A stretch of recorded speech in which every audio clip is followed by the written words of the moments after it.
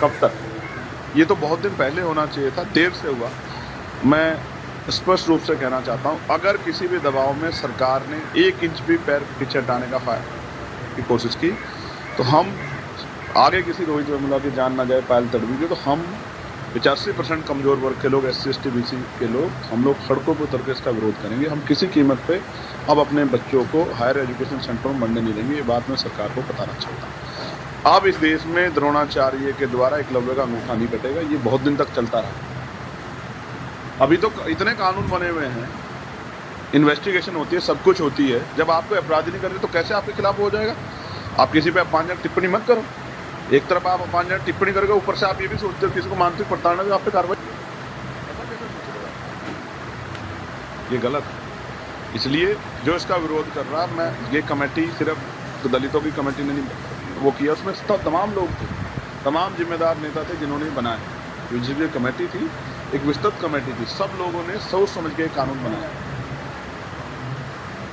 तो स्पष्ट है, इसका विरोध का मतलब है कि वो संविधान में आस्था रखते हैं और समतामूलक समाज के विचार में भी आस्था रखते हैं। वो आज भी इन वर्गों के बच्चों का उत्पीड़न करना चाहते हैं, वो होने नहीं में शंकराचार्य को लेकर मोर्चा खोल लिया है, तमाम विरोध भी हो रहा है, शंकराचार्य का भी विरोध हो रहा है। आप कैसे देखते हैं? देखिए, मैं तो एक बात जानता हूँ, मैं संविधानवादी व्यक्ति। संविधान में आर्टिकल 25-26 धार्मिक आयत है, और क्योंकि शंकराचार्य जी हमेशा कई बार उनके द्वारा बाबा साहब अम्बेडकर के खिलाफ भी इस तरह की बात कही गई।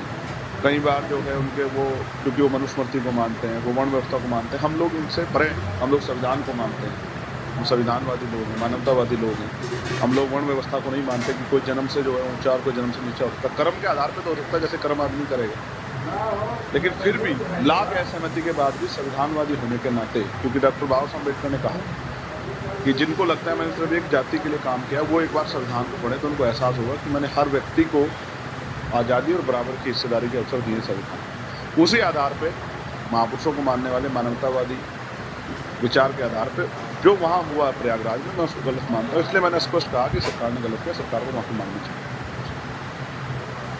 27 में क्या कैसे गठबंधन की संभावना? जिस तरह से न्याय